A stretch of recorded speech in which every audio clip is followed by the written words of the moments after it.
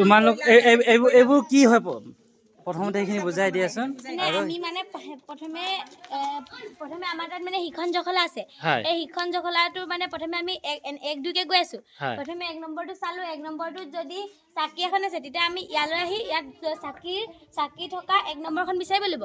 আৰু সেইখন বিচাৰি তাত কিছুমান কথা লিখা আছে আৰু তলে তলে তাৰ প্ৰশ্ন লিখা আছে। আৰু সেই প্ৰশ্নকেইটা সলভ কৰাৰ পিছত সেইখন আমি আকৌ সলভ কৰি শেষৰ পিছত লগালগ গৈ আকৌ আমাৰ তাত নাম দিয়া আছে। সেই নামবিলাকত মানে এনেকৈ কিছুমান 1-2 লিখা আছে। আৰু মানে আমি যদি 1-2টো কমপ্লিট কৰোঁ তেতিয়া 1টো টিক দি পিনি আকৌ ছেকেণ্ডটোলৈ আহিব লাগে।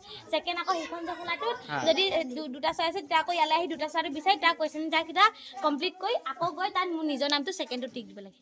হয়, এনেকৈ কিমানলৈকে পালাগে তোমালোক? আমি 10লৈকে পালোঁ। তুমি 10লৈকে পালা? তুমিও 10লৈকে পালা? তুমিও 10লৈকে? তুমি 10লৈকে? গোটেই কেইগৰাকী 10লৈকে পালে? তুমিও 10লৈকে? বহুত। আপুনি কেনে পাইছে বাইদেউ ল'ৰা ছোৱালীখিনি শিকনটো লৈ পেলাই? ভাল লাগিছে, ল'ৰা ছোৱালীখিনি সহযোগিতা কৰিছে আৰু মানে পটককৈ তেওঁলোকে বুজি পালে, কামটো কেটচ কৰিছে আৰু নিজৰ এৰেঞ্জমেণ্টটো নিজেই কৰিছে, নিজৰ ব্যৱস্থাটো নিজেই কৰি লৈছে, কৰি লৈ পেলাই কৰি আছে। আৰু তাহাঁতৰ মাজত আলোচনাটো খুব ভাল হৈছে।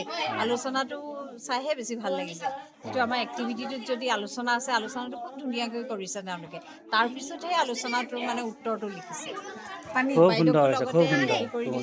আচলতে মই এইখিনি জনাই থওঁ, বাইদেৱে আচলতে আমাৰ জিলা শিক্ষা প্ৰশিক্ষণ প্ৰতিষ্ঠান যোৰহাট অৰ্থাৎ ডায়েট যোৰহাটৰ এটা সকলোৰে পৰিচিত এটা নতুন এপ্ৰচ আছিলে MGM মাল্টিগ্ৰেড মাল্টি লেভেল লাৰ্ণিং।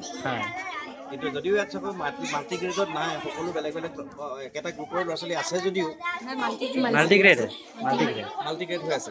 গতিকে মাল্টিগ্ৰেডত বাইদেৱে এই বস্তুটো ইয়াতে তাৰমানে এটা তেওঁলোকৰ লগত মানে পৰীক্ষামূলকভাৱে কৰি চাব বিচাৰিলে।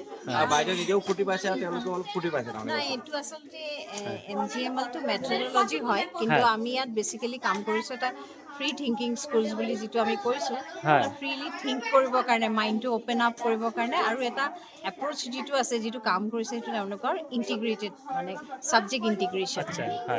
এটা পাৰ্টিকুলাৰ ছাবজেক্টৰ নহয়, কেইবাটাও ছাবজেক্ট সোমাই আছে। এতিয়া তেওঁলোকে যে 10 নম্বৰ কাৰ্ড পালেগে, ইতিমধ্যে তেওঁলোকে মেথছ পালেগে। তাৰমানে ষ্টাৰ্ট কৰিছিলে লেংগুৱেজৰ পৰা, এতিয়া লেংগুৱেজ, চায়েন্স, ছ'চিয়েল চায়েন্স গৈ এতিয়া মেথছত টাচ কৰিছেগে।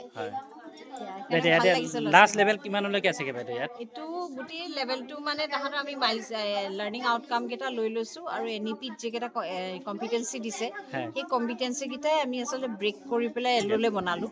এতিয়া তেওঁলোকে এখন কাৰ্ডত এটা এল' আছে। গতিকে এতিয়া আজি তেওঁলোকে এইটো কামত এটা কম্পিটেঞ্চিহে লৈছোঁ।